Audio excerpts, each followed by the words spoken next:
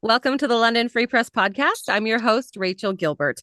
The London Food Bank is once again seeing unprecedented use and has set another record for the number of people needing its services.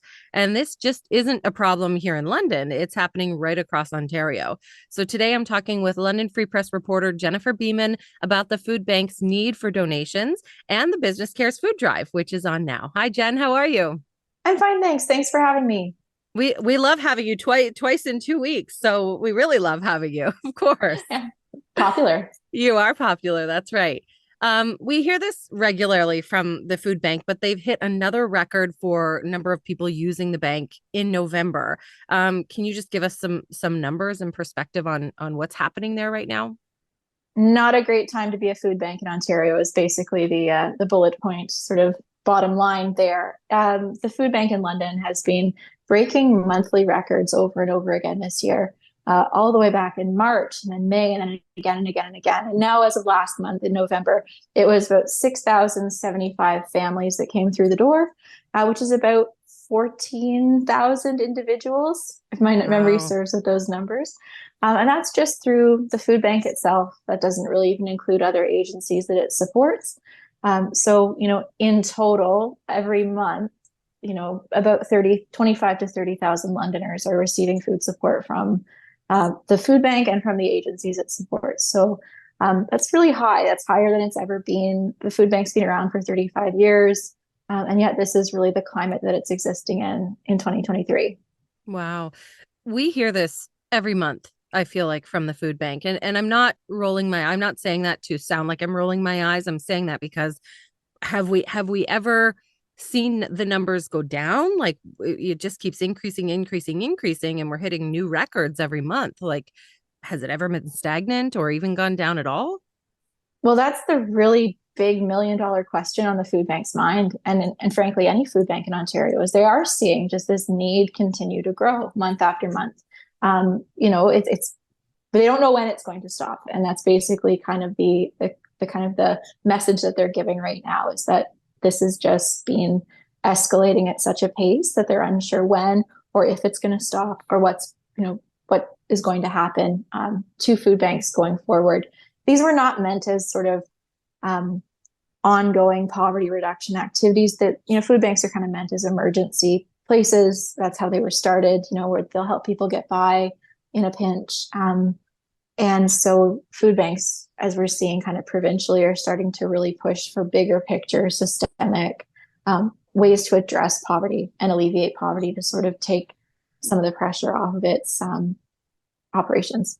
I want to get into that. But before we do, I just want to find out some of the reasons for this increased demand recently. I mean, we all know if you do any grocery shopping, food costs are exorbitant right now.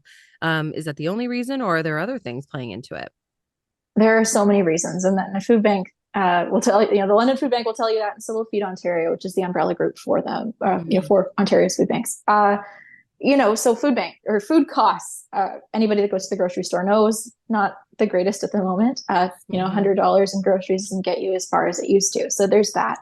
But also bigger picture, there's precarious employment, low wage employment, those sorts of situations that even though people are working and doing work and having a job, it's still not enough to get them through the month. 1 in 6, provincially anyway, 1 in 6 people coming forward to food banks list employment income as their primary source of income, not social assistance, not a pension, not government benefits. So, Okay. that kind of tells you something right there.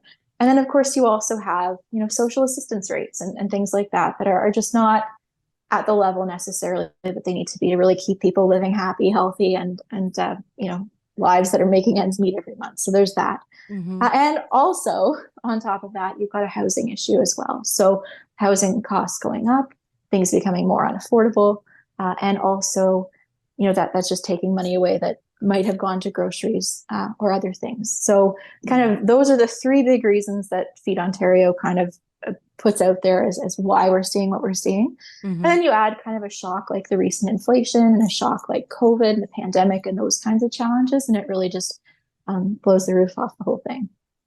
Um, I know that they came out with their hunger report. Is that from Feed Ontario? It is, and it was Okay. just released last week with a lot of really great numbers from their member organizations. And did they give some because you were talking about how these food banks were just supposed to be an emergency measure, and this is, we know that the London Food Bank, and we've heard that before, started 30 something years ago, just as it wasn't supposed to still be around. It was just supposed to be an emergency. um so in the report, do they give ways that we can maybe solve these issues or help alleviate some of them for the long term? So they really want, the public to understand where they're coming from and what the issues they're seeing are and what needs to be done on a policy or government or a big picture level to address them. So, Feed Ontario in the report wants to end legislated poverty, which is sort of those sort of low level amounts and social assistance and disability benefits that keep people scraping by and not being able to feed themselves and depending on food banks. Mm-hmm. Investing in social housing and affordable housing and making it so that these things are accessible to people is really important. That's a piece of what they'd like to, and they just want Ontarians to really understand the types of people that are using food banks, and also really raise these issues with their MPPs and their MPs, just about the challenges and the changes that need to be made in a bigger picture sense to really alleviate hunger and poverty.